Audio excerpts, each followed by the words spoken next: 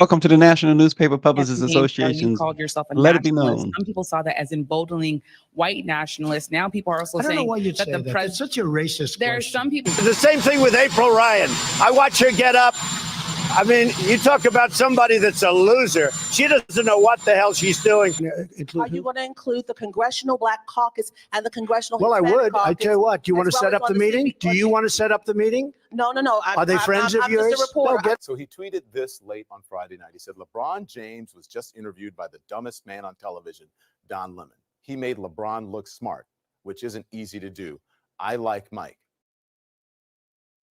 What a stupid. That is the problem today. The National Association of Black Journalists, NABJ, has set off a firestorm of controversy by inviting the twice impeached and 4 times indicted, 34 times convicted felon Donald Trump to its annual convention. The decision has divided the community of Black and minority journalists and elicited strong reaction from within NABJ itself. Defenders of the move include high-profile members, though, like Jamel Hill and Simone Sanders Townsend. They argue that engaging with Trump offers an opportunity for rigorous questioning and transparency. They believe that such encounters can help illuminate key issues and hold public figures accountable. Conversely, many NABJ members and supporters are deeply opposed to this decision to invite Trump. Convention co-chair Karen Attiah has resigned in protest, citing a lack of consultation and her disagreement with the choice. Prominent journalists like April Ryan and Yamiche Alcindor have also voiced their concerns, asserting that Trump's participation contradicts NABJ's values and could undermine the organization's mission to advocate for marginalized communities. Roland Martin noted that no Black men were named to the panel, and further, Roland highlighted the unseriousness of NABJ leadership by selecting Fox News personality and Trump apologist Harris Faulkner to moderate the panel. So now we're going to talk to NABJ members. We got Dawn Montgomery, we got Katia Woods, and of course, Lauren Burke. Listen, this first and foremost, Lauren, you just let's just go right to the throat of this. You just shared a tweet a few moments ago. A big protest now because of this in Chicago. What's going on, Lauren? What's going on is trying to dial us in for my mother. What's going on? Hi, Mom. I said, hey, Mom. What's going on is basically that all of that is true with regard to what Simone and some of the folks that want this to happen. You know, wow, it's a great idea to have Donald Trump on. Yeah, I get that. The problem is you have Harris Faulkner and somebody from Semaphore, a site that was created, 2 years ago, doing the questioning. And I would argue that the only true chance of anything coming out of this that's of value is Rachel Scott of ABC. That's it. I mean, the idea that you could have Harris Faulkner as one of the panelists and get anything out of this other than PR games for Donald Trump is completely ridiculous. In fact, the fact that Harris Faulkner is included would tell you that NABJ made some sort of a deal in the background with Fox News that she would be on this panel so that he would get an easy time of it, because as we all know, Fox News lost a $787 million defamation case for lying on behalf of Donald Trump. Everybody knows that. Not just Black journalists, the entire country knows that. So the fact, I don't have any problem with him coming. I think that he should be invited just as any other presidential candidate. But we don't live in a world of fantasy where we don't know what this person stands for. He stands for racism. He talks on a daily basis about how brown folks coming across that Mexican border are all criminals and rapists. He says this on a daily basis. So this is not a regular sit down. This is not a regular person. We live in an era that represents a return to anti-Blackness. We're talking about DEI all the time. We have a Supreme Court that struck Section 4 of the Voting Rights Act and then affirmative action. Everyone knows that. So within that context, this makes no sense. So Katia, before we unleash Dawn, but Katia, for instance, Mike V is saying, I hope they ask him about reparations. They can ask him about reparations. They can ask him about Black Lives, and he will tell you what he probably thinks you want to hear. I mean, can you take anything at face value, Katia? No, because he's a serial liar. When you are a serial liar, there is no truth. There is no middle ground. And the thing about it is, he's got whatever apologies, whatever platitudes he's going to make, he's going to turn around at his next rally and take them all back and say that he never did. And all his minions, all his cult members are going to buy in and going to say that, once again, the media manipulated the situation. I would feel a little bit better, like my colleagues have said, if we had some stronger moderators. But I'm so, is she even a member of NABJ? Yeah, I Her? was going to ask that question too. That's Is the she even a question. member? Yeah, Dawn, do you know if she's a member? Who are we talking about? Harris Harris? Faulkner. As Yes. far as I know, probably not. The only thing that I've seen is that she's been a part of a panel before at NABJ, but being a part of a panel and actually being an active member to understand the community is two different things. I think the frustration that I'm seeing is, yes, this is a both and situation, and I need our community to be a little more open to a both and situation. But to Lauren's point, the type of security you're gonna have. Now you're opening this up to where this man is physically coming to the location where majority of us are going to be. That even though he's going to leave the site eventually, on Wednesday and go on about his business, that doesn't mean that his type of people wouldn't possibly show up to interrupt whatever else we have going on.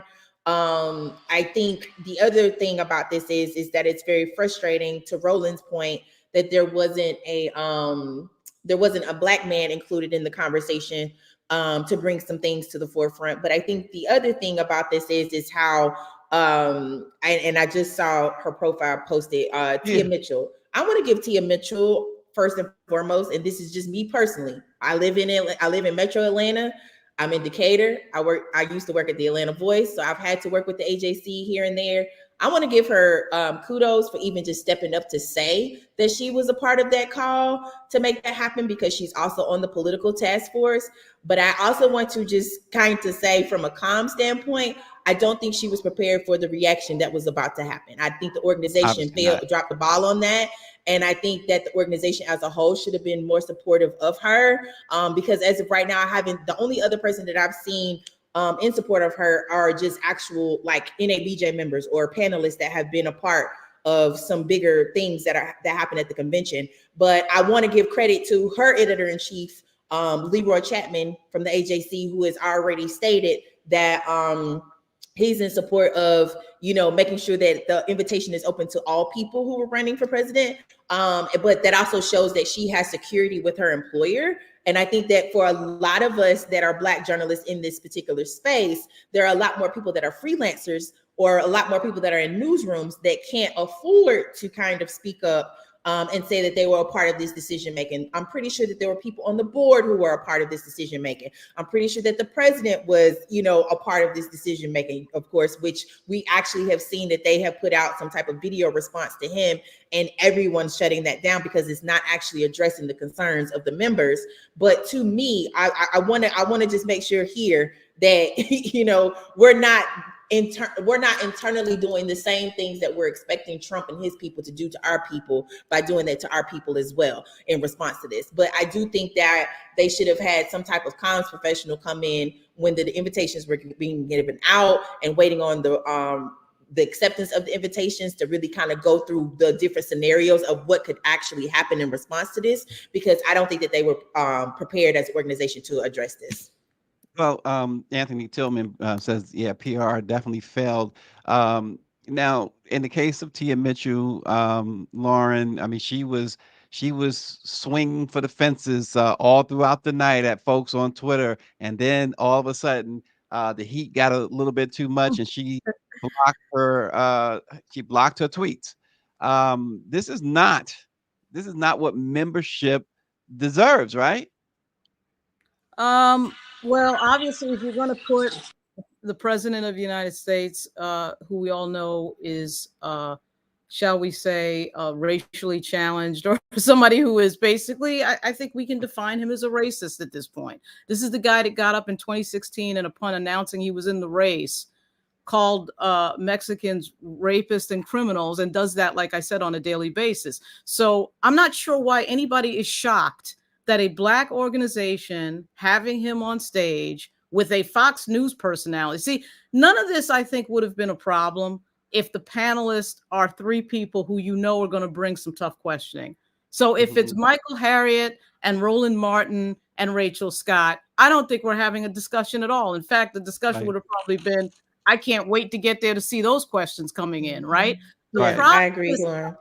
The problem is Harris Faulkner, which is a gigantic problem, okay? Because Fox Trump News, apologist. first of all, at some point we have to decide as journalists, what is journalism, which I know no news organization and nobody wants to actually define, because the First Amendment effectively says that anybody who says they're a journalist is a journalist. But I have a problem with Harris Faulkner at a news organization that is effectively a PR firm for Donald Trump and MAGA Republicanism, acting as if she's going to walk into NABJ and ask tough questions, which we all know that that's not going to happen. Okay, so there's that. Then you've got the problem of Semaphore, which is the Ben Smith project that just came out of nowhere in 2022. The journalist they happen to have selected is the same one who wrote a very interesting piece of the barbershop gathering with the Black Republicans in Philly.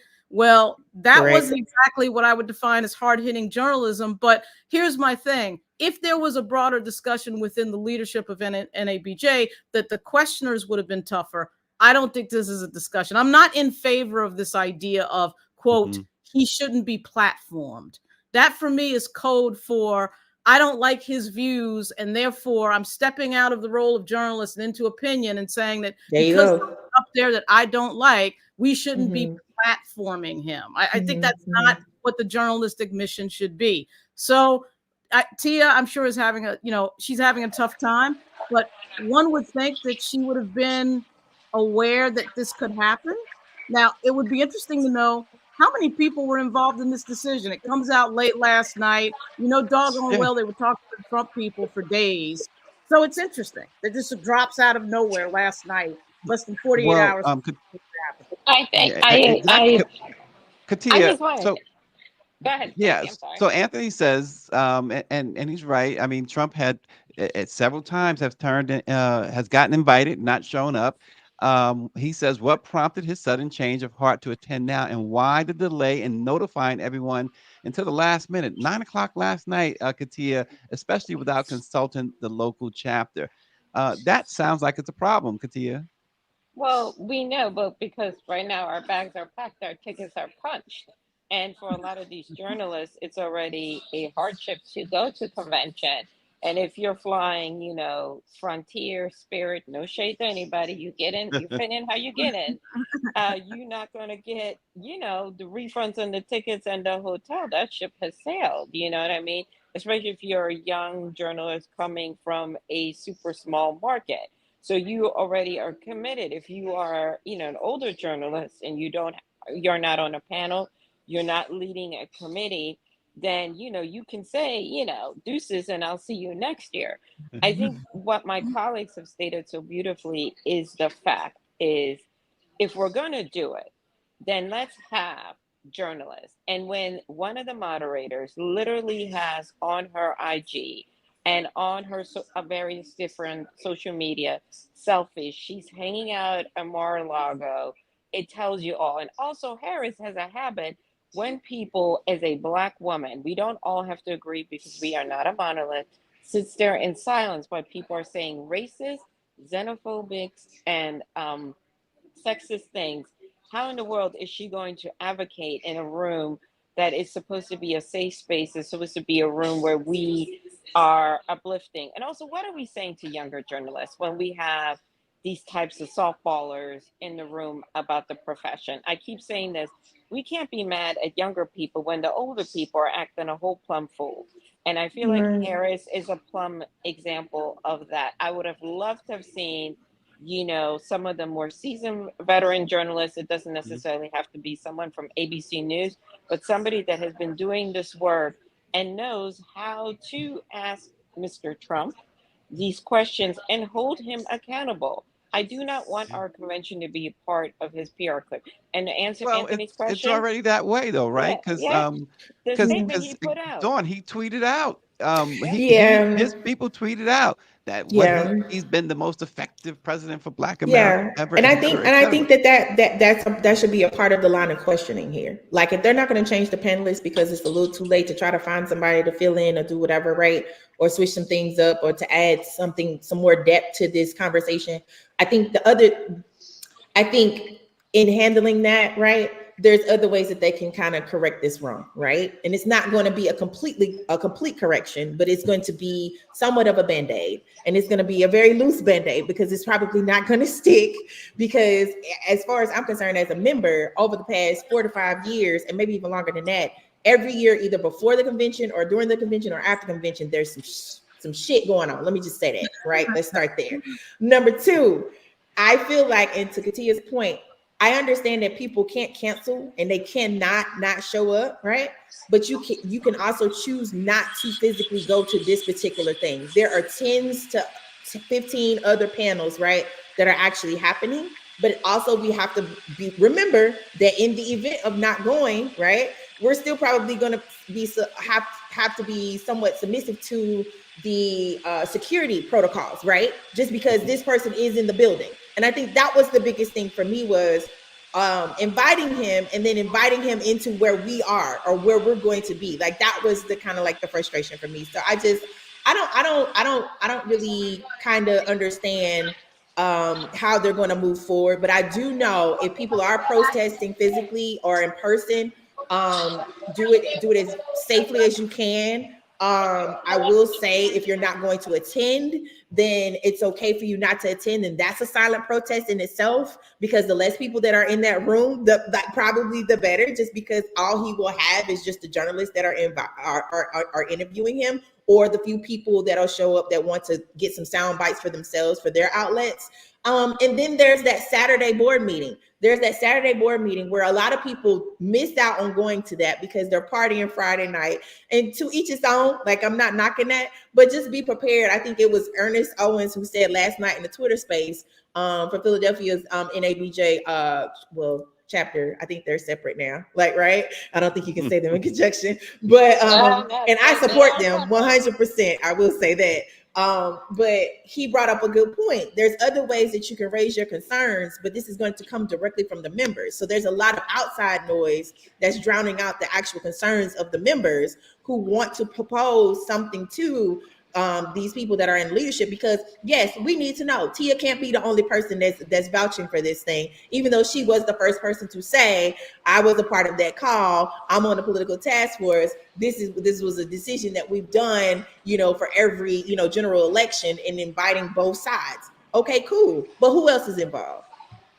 No, I agree. I think I'm sorry, not to cut you off.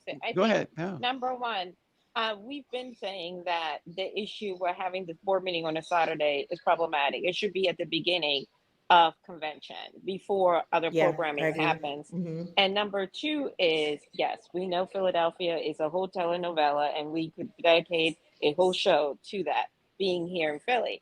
But at the end of the day I do think that we have a lot of people commenting on this that aren't members, that aren't doing the work. And while I don't agree with what's going on, we cannot have progress and we cannot have correction if we're all staying home. Some of us need to be in the building, and we need to engage leadership. We need to have these conversations because, again, those of us that are more established, we're doing this also for the next generation of journalists. At least I am. It is all about creating a better working environment. It is about understanding that we are right now in a very precarious state in journalism. And that means leadership, who many of them are broadcast journalists, need to understand that the field looks a little bit different if you're a freelancer, if you're an independent journalist, if you're a print journalist, and the list goes down the line. So I do need us, and I understand I'm all for having a good time, but show up at that board meeting, drink your coffee, do what you did in college, put on your comfy clothes and show up and engage leadership and have that conversation. If you don't like what's going on, you can't scream from outside of the building when the fire is inside. You gotta engage, That part. Well, Lauren, someone tweeted, and I can't find the tweet. There's so many tweets. I mean, we've all night long and all day long. But someone tweeted, listen, first of all, you bring in these television journalists. They're not even, television personalities really, right? But you are a trade association. So this is not really about um, trying to the big interview get. This is supposed to be about pretty much for NABJ. Most members refer to it as like a family reunion. It's a job and career fair. They have panels to enhance what you're doing. So the idea that all of a sudden you want some real journalism at this conference, it just, again, it flies in the face of what a lot of people really expect, and why people are upset. You bring in this man who has this history of berating Black journalists, particularly women.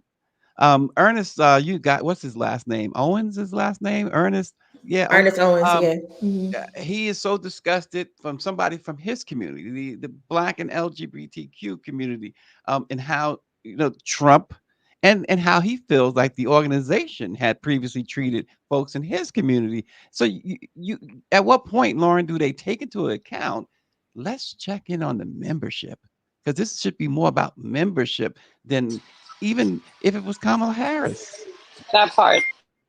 Well, here's the thing. I mean, I'm a member of NABJ. I think that it is for the organization, whatever organization you may have, to define what the mission of the organization is. Obviously, NABJ is a 501. Their conferences tend to me a little bit, in my view, not particularly connected with the moment that we're in. And for example, we're in a moment in journalism now where so many business models are failing. People are out of jobs. People are having trouble figuring out how content can make money. To me, so much of these conventions should be directed on that mission. The other thing that comes to mind on that note is that, it is the National Association of Black Journalists. Okay. I do think it would be unheard of for APAC to have their convention, and I've been to several APAC conventions, and platform somebody who's an anti-Semite in the name of, oh, let's listen to all views. Now, of course, they're not a journalistic organization, but I dare say at all the women's events I've been to, I don't think we would put a misogynist figure on stage and then say, okay, well, we got to listen to the views of somebody and just see how this goes. I mean, Black people in this country have a special history. Black journalism has a special history. And that typically has been connected to protection of the community. And just the entire notion of inviting somebody to talk with on a so-called journalistic mission to find out what exactly, I'm not sure, and then have on stage someone that we all know is not going to be in line with that general mission of journalism, whether it's Black or white, makes no sense. But it sounds like to me, after sort of looking at this entire situation, that NABJ needs to have a come to Jesus as to what exactly the mission of NABJ is. Because again, Donald Trump is not a stranger to us. This man broke into politics, effectively denying where our first Black president was born, and denying whether or not his grades at Harvard were legit. This guy is a racist. We know that. We know about the Central Park Five. We know about his father and DOJ. We know all of these things. So I'm just a little bit confused as to why any Black organization would have any sort of confusion, but particularly a journalistic one. This is what we do every day: analyze public policy, the decisions that people make, where they're coming from. And you're putting on stage Semaphore, a white-owned. That's my other problem. No Black-owned media up there. No Black-owned media up there. We're in Chicago. We're in Chicago. You don't have anybody from the Chicago Defender. You don't have Jesse Jackson's daughter that could show up from her radio station. This is Black-owned media that should be featured. So obviously, there was a conversation, right, that happened, and nobody is going to convince me it didn't happen, that Fox News, of course, the Trump people wanted Fox News on stage. Why is NABJ agreeing to that? Why are they agreeing to that? So there's a broader mission question here that is glaring that needs to be answered. Yeah. And look, Katia, we've seen now the NABJ, the co-chair of the convention. She, I should say, she steps down. There's calls now for the president, Mr. Lemon, um, to be removed. We see even people like Wendell Pierce, as you see right here, and he mentions Chicago Defender, the Pittsburgh Courier, Louisiana Weekly, California Eagle, Afro, Soldiers Without a Sword. Um, NABJ obviously did not think this through. Oh, of course not. I mean, it's like Warren said. How are you in Chicago and you don't have anybody, the home of Ebony, the home of Jet, the Chicago Defender, and you don't have anybody from any of these outlets in the building? We have spun our needles talking about how Black press was treated at the what seems to be now the only presidential debate, right? We did a whole soliloquy about that. Only And to come back NABJ, by and the way, was silent, Katia. yeah, only to come back and participate in the foolery. And again, we are not at the service of Fox News. We are at the service, first and foremost, to our members. And for if he wants to come speak to membership and spout his foolery, then we should have pushed back and said, no, Harris Faulkner cannot be a part of that because we're already starting off on a low blow if she's on there. We're already going to look even more crazy. And again, Harris has been out here tweeting like this is some kumbaya, like she is, part of the fold. And again, I ask somebody, please do the research. Is she even a member? And if she's not, then why is she acting or perpetuating the image like she's in the family when she's not? She's not even a play cousin. We did reach out, by the way, to Takuma Robach, the managing editor at the Defender. He's in transit now. We probably will speak to him at some point really soon. But Dawn, listen, let's face it. No matter what happens on Wednesday, no matter what happens, Donald Trump will have campaign material, campaign ad material, won't he? Of course he will, and he will spend this like he's already done. His group has already put out something, where that's where the first line of questioning needs to come from, literally from that messaging that they've already put out that's lies. Like, just go ahead and just knock out the first 3 or 4 questions right there. And I think the other part of this that seems to be, somewhat the elephant in the room that we're actually addressing, like give a shout out to Black press and how we are always on top of our shit, to be honest with you, is that in order to kind of understand the membership, you actually got to understand the actual people, right? And there are a lot more young people that are actively trying to be a part of this organization and find ways to be a part of the decision making, right? And in light of people actually protesting the president of NABJ, there's been a call for him to step down, to resign. You've got people like Tre'vell Anderson.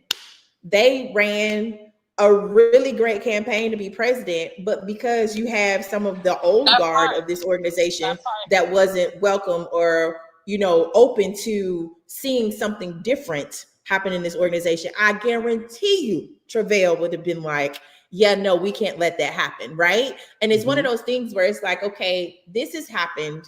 Now we're giving this guy ammunition. Now we're actually showing where we are. We're actually giving them access to us and all of the things. The other thing that needs to be talked about is how do we protect ourselves? How do we now go about protecting each other or finding ways to be there for each other? Because like you said, it's going to happen. Like they're going to have this man there. So what are the next steps? What is the plan?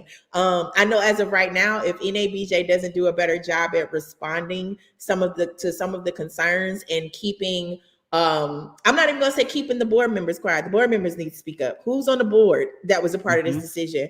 Calling all of those people out and getting them to put out some type of response, because even to me, you put this out this is me coming as a comms professional. You're putting this out at 9 p.m., right? You expected nobody to see this until the next morning, to be honest with you. You expected, and those of us who work in journalism round the clock, we were gonna catch that anyway because we got to check our email before we even try to lay down. You know what I'm saying? And so, to me, I think the biggest thing was actually seeing that response come out, the initial reaction, and then seeing what they had already put out before NABJ made the announcement, which meant NABJ should have been prepared. The organization should have been prepared to put out a counter statement to what he and his team and his campaign group had to put out, to kind of like somewhat mitigate this, like try to get it a little bit more balanced or what have you. And I just think it's a bit frustrating. And I see Takuma's in here now, so Yeah, I Takuma has yield my joined time us. and space to him so that he can have an opportunity to talk on this as well. Yeah, Takuma, thanks for joining us on such short notice. The Chicago Defender, as we talked about, is among the black papers that are not included here. Talk about what's going on in Chicago and what's it like? Well, I would tell you among the rank and file members, there's a lot of disgust about it. And my feelings on it, as again, I alluded to this in a tweet that I sent out, that those of us who are in black media, who are in the business of advocacy journalism, I just find the decision to have Trump a part of this convention is just, I'm repulsed by it. I think it's terrible. And it's because we're platforming and normalizing someone who has a reputation, again, for espousing racist, negative, discriminatory views, someone who's aligned with stakeholders who want to send this country back to plantation times. So how can I, in good conscience, as the head of a historical black newspaper, give voice or even want to invite someone like this? And much less if you're a mainstream organization, being aware of your constituency and even the local history in Chicago with regards to Trump as well.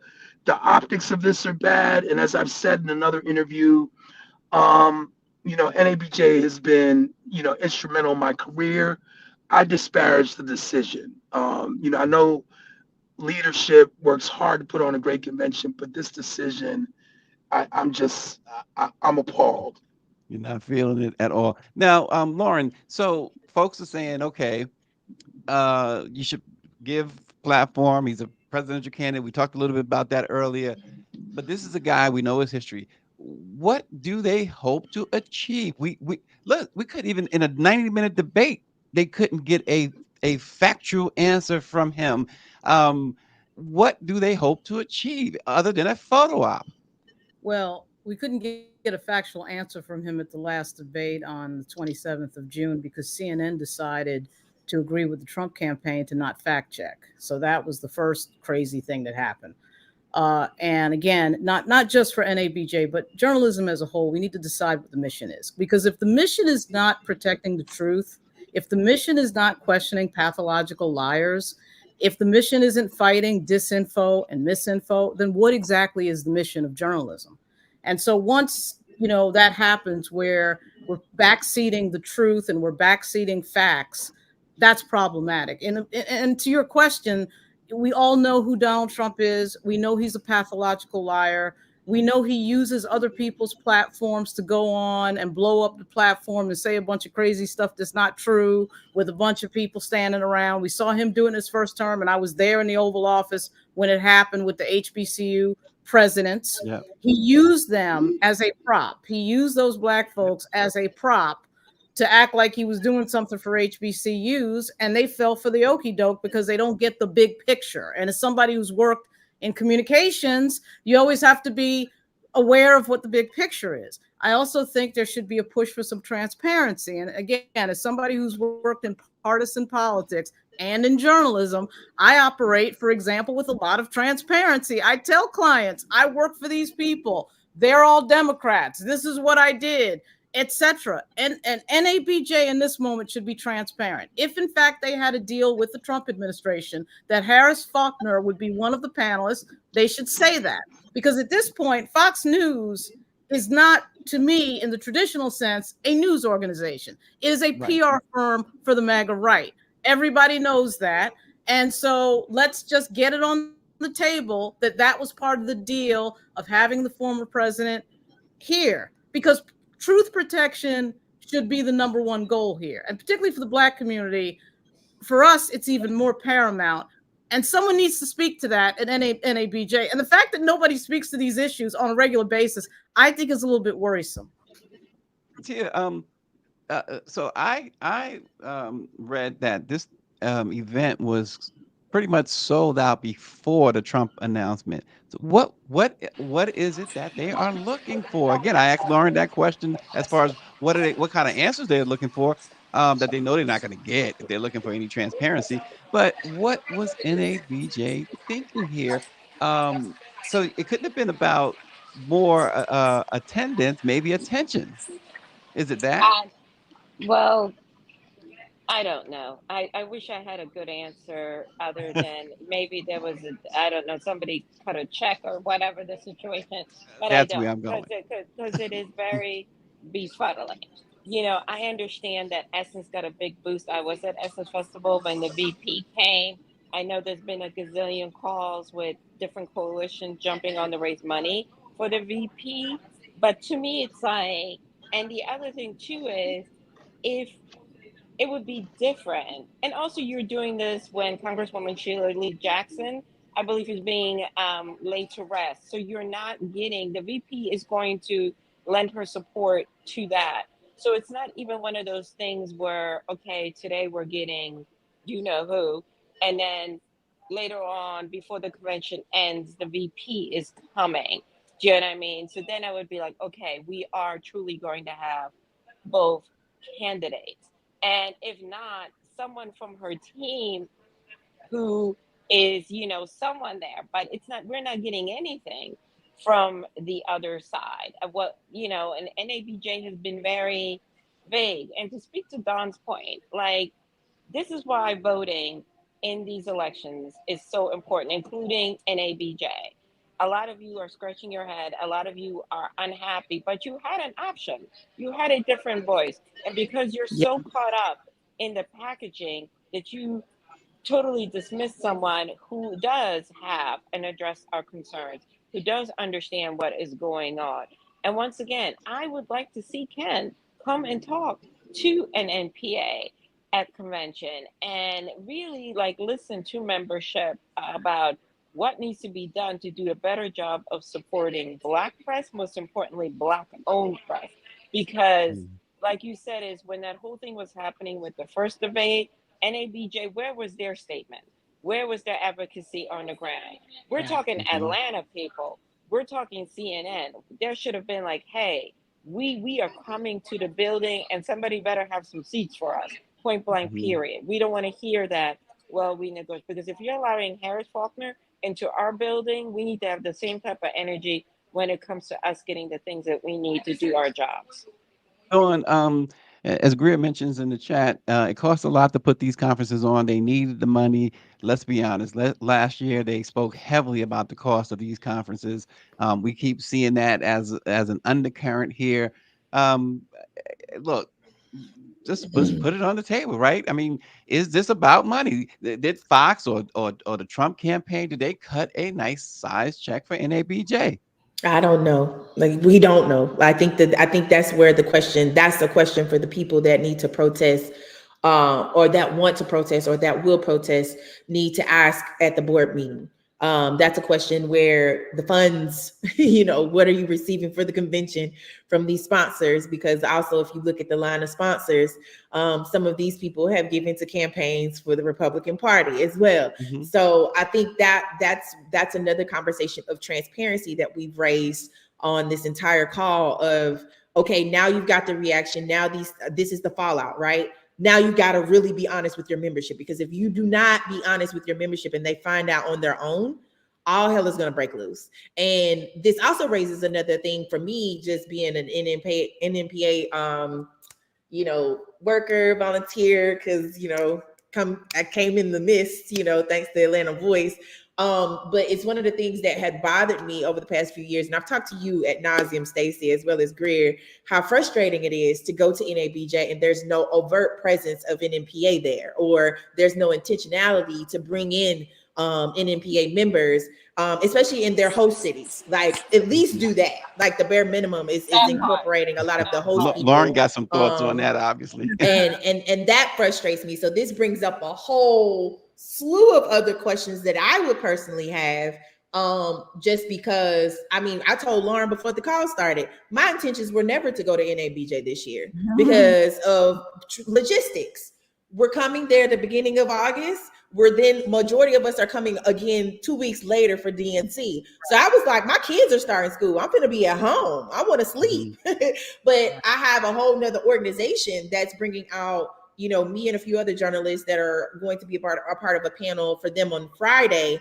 And I'm like, oh, well, phew, like that misses the whole, fiasco that's going to happen on Wednesday. But to me, my biggest concern is even though I'm not going to be there, I'm worried about the people who will be there. I'm worried about the people who are already, putting out their concerns and it's not being addressed. So if you are being paid or if money was handed over in order to make this decision, please tell us that now. Go ahead and tell us that now so we can get that out the way, and then it can be addressed at the board meeting a little bit further, and or we can start finding out more about creating more honesty and transparency in these leadership decisions. Because again, it wasn't just the political task force that did this. Yeah, Tia could jump up and say, I was on that call, I helped make that call, and it is what it is. But there are other people that work with her or in that space that need to be held accountable as well for how they're responding to this. And again, I'm gonna say this again because of my own personal relationship with Tia.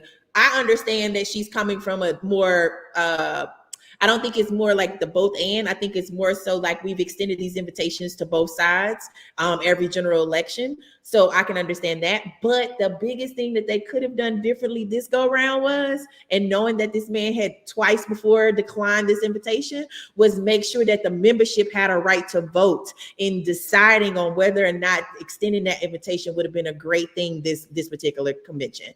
I think if they would have utilized the membership's voice in something like this, I think that would have protected the organization from any other backlash they possibly could have gotten from the right. You get what I'm saying? Look at these Black journalists having this convention or a meetup, and they didn't invite our former president, future, candidate or what have you, to be a part of that convention. But I think that's the biggest thing that's missing, that connection. Since when has, and this is a long shot of a question, since when has leadership just outrightly just not listened to membership at all, right? Since when have they lost that connection or that relationship? Because yes, everyone is saying that this is a family reunion, but I don't go to family reunions looking for jobs. I mean, it's also, wait a minute. Can we also talk about the safety issue? What Dawn has brought up, and I think for everybody on the ground, let's be 100% correct. There was an assassination attempt, not by our people, but by who. Number two is his cult members, and they are cult members, the MAGA crew. Those folks don't understand boundaries. They hear of him being there at our convention. You mean to tell me them folks ain't not going to flock down into Chicago and try to bully their way into convention? I do not want our members harmed. I don't want anybody talking to anybody out their neck. And again, I totally understand if you talk to me crazy and you try to put hands on me, then you have every right to defend yourself. I don't want there to be any opportunity for violence. What is being done? And as Dawn has said, 10-step real outreach to let members know this is what we're doing to protect you. And also the other folks, there are other events going to be going on. Not everybody's going to be inside the circus. There are going to be other events going on. What are you doing to protect them? Because certain brands, I'm guaranteeing you right now, are like, hold up, we did not sign up to have our brand associated with it. So there needs to be, Ken needs to jump on a call with membership and be like, hey, these are the things that we are doing to ensure your safety, X, Y, and Z. Because God forbid, I would hate for anybody to get hurt over this man. Yeah, I see where Roland is tweeting that he says, I see Tia is defending NABJ's decision. He says, I could ask her questions, but she has me blocked. So y'all go ahead and retweet these. And but Takuma, Just did want to bring you in real quick before we close out. In Chicago, I mean, you're a member of both an NPA and NABJ, like Dawn and like Katia. What's going on in Chicago? What are they saying about this particular thing in Chicago? So just, I'm not a member of NABJ currently, but what I will say is that on the ground, there's a lot of dissatisfaction over the decision. The safety concern that was raised is a huge issue because not only do we have NABJ going on here, Lollapalooza is also about to happen as well, and they're all going to generally be in the same area. And there's also been news now of a protest that will occur tomorrow at 11:30, I believe. It was retweeted by my Black media colleague Morgan Elise Johnson from the Tribe in Chicago. So there is a virulent backlash among members of local Chicago media who are very aware of our city's particular history with Trump and how we've been manipulated and used as a dog whistle in 2016 to speak for him to speak to his malignant magna constituency. Hmm. Listen, I think we want to go around the table before we close out. Lauren, your final thoughts on this? Lot to unpack there. First of all, I think the whole job fair thing is just corporate monetization. So we're doing job fairs because some set of media corporations is giving NABJ money for the job fairs. So nothing wrong with that. There's nothing terrible about job fairs. Again, just think all these things should just be out on the table. The thing that Tia said about we extended invites to both sides, I think, as everybody knows, the vice president is going to Sheila Jackson Lee's funeral in Houston. So she's missing a convention. Very good reason. But this whole notion of we extended invites to both sides, to me, what you're really saying is that's just what we do each year. No, nothing to see here. No big deal. And that is a problem. And the reason that that's a problem is that it isn't an ordinary year. Okay. There's a lot to see here. We have someone running for president who wants to destroy democracy. Okay. It's not a normal year. This is not George W. Bush and John Kerry. This is not Barack Obama and John McCain. This is not a normal candidate. This is Donald Trump. Okay. And they are trying to wind the clock back. They are specifically targeting a lot of their policy at African Americans. This is an African American organization. We need to wake up from that. Okay. Oh, we extended invites, and this is just what we do. That's problematic. Okay. And I know Tia knows better. I know she's going to think about this later and say to herself, yeah, maybe that wasn't exactly how I wanted to say that. We don't live in a normal, moment here. We just don't. And he is not a normal candidate. And all of this sort of, giving seeding ground of the truth to him is a huge mistake. Now, maybe I'll be wrong. And hopefully I'm thinking as I'm sitting here, I'm hoping that I'm wrong. I'm hoping that Harris Faulkner and particularly Rachel Scott, who I know, is going to bring it. Okay. I have no idea what the journalist from Semaphore is going to do. And I don't know how any idea why the journalist from Semaphore is on the stage, to be quite honest with you. But there should be some tough questioning of Donald Trump. This should not be an easy ride. It should be him almost running off the stage if it's done right. Okay. And I have a sneaking suspicion that that's not what is going to occur, but we'll see. I don't want to judge before seeing anything, and I don't want to judge NABJ before knowing all the facts. But what we're seeing and what we're hearing is not promising. Okay. Just in this first round, in this first volley.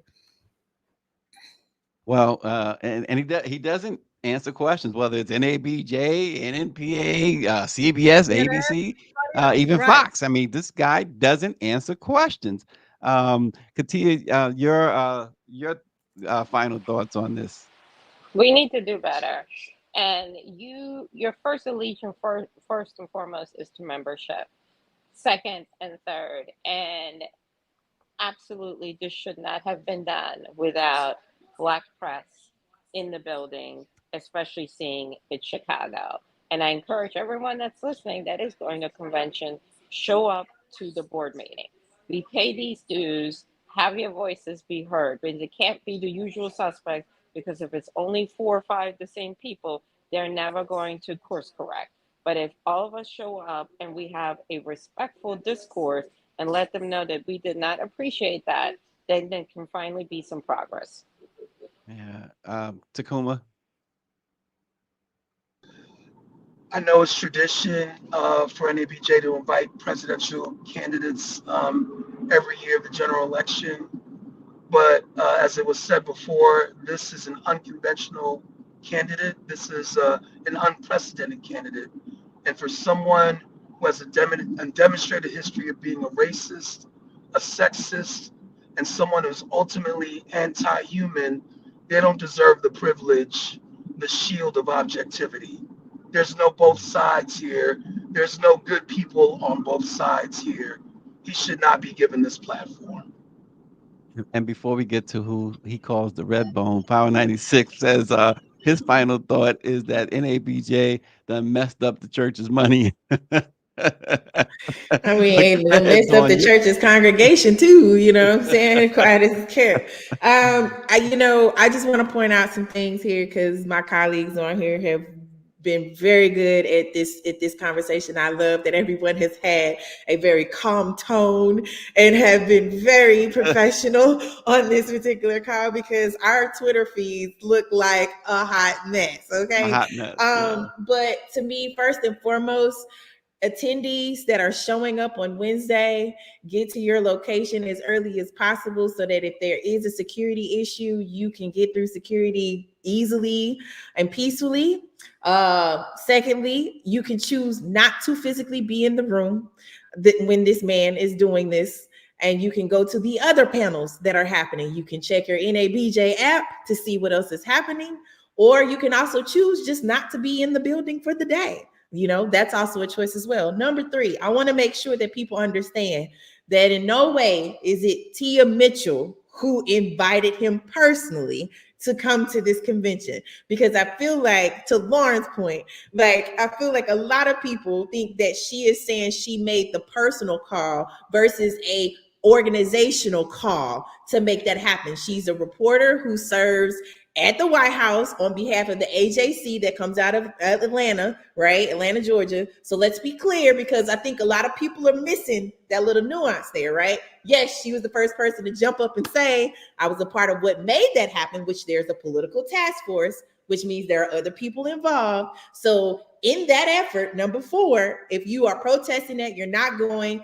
to be in the building, please be there on Saturday for the board meeting so that you can come up, you can put your question in, or you can raise your hand to be heard on Saturday, because there are other people that need to account for this versus taking the opportunities to cyber attack someone who just wanted to give more information towards this discourse, because clearly this organization as a whole was not prepared for the backlash of what's happening right now. So as far as I'm concerned, I'll see y'all Thursday evening. I'll be there on Friday, and some of the panels tiptoeing in and out. My panel is after hours. If y'all want something to eat, let me know. I'll let y'all know where I'm at. Thanks to Ed Choice. Shouts out to y'all for bringing me to Chicago. We will actually be talking about, this is a shameless plug, we will actually be talking about changing the narrative around educational choice. So I think that that's going to be something else, because a lot of people that I know within this space do not want to cover the other side of actual Black and brown people using educational choice and that being a successful thing for their children and their communities. So yes, let me just raise that little shameless plug there. And I hope that people really take an opportunity to watch this clip again and again and again, and actually hear from people who generally we aren't necessarily centered in the NABJ conversation, because we are with NNPA, you know. And shouts out to NAPA for having this space for us, Black Press USA as well, because this is what we need. I know, you know, that it's important for us to always be at the forefront of a lot of these conversations, because I think a lot of times we have the freedom and the space to do so. So, and I know like a lot of people that are affiliated with whatever's going on with NABJ right now, they may not have that luxury. So shouts out to our space. Yeah, Katia's going to be on the panel because as well. we communicate over here. Yeah, yeah. Absolutely. And so, listen, the bottom line is we will see if he answers any questions. We will see. That's just not his MO. That's another reason why many believe that this is an exercise in futility, an exercise in stupidity, to even have him there because he just doesn't answer questions. And Does anybody the last live thing I'll feed? say, Is there a I'm live sorry, feed? Lauren. Stacey, do you know if there's a live feed? Yeah, I understand there will be a live feed. Okay. Yes.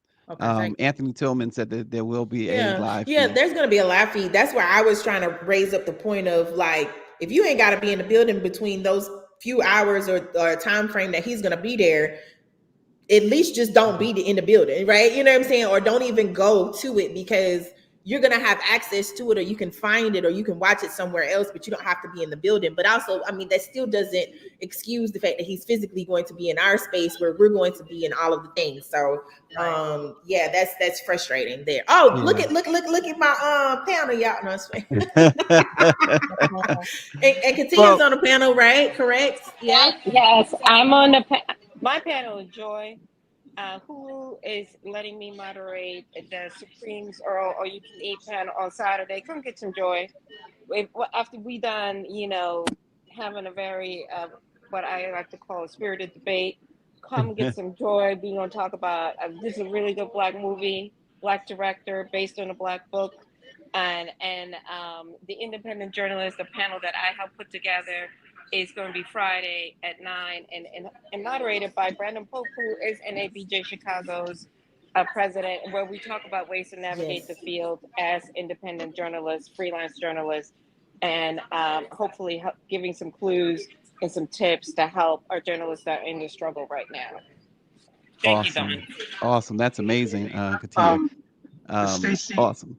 Yes. and speaking of panels, there will be an NABJ adjacent panel that I'll be a part of that's spotlighting Black media, centering around Black Chicago storytelling in the Black media, featuring myself, Johannes LaCour of the Invisible Institute, who won a Pulitzer for his podcast, Morgan Elise Johnson of The Tribe, Deanna Sherman of True Star Media, and it's going to be moderated by Natalie Moore. So we will have on Thursday, July 31st. I'm sorry, August 1st.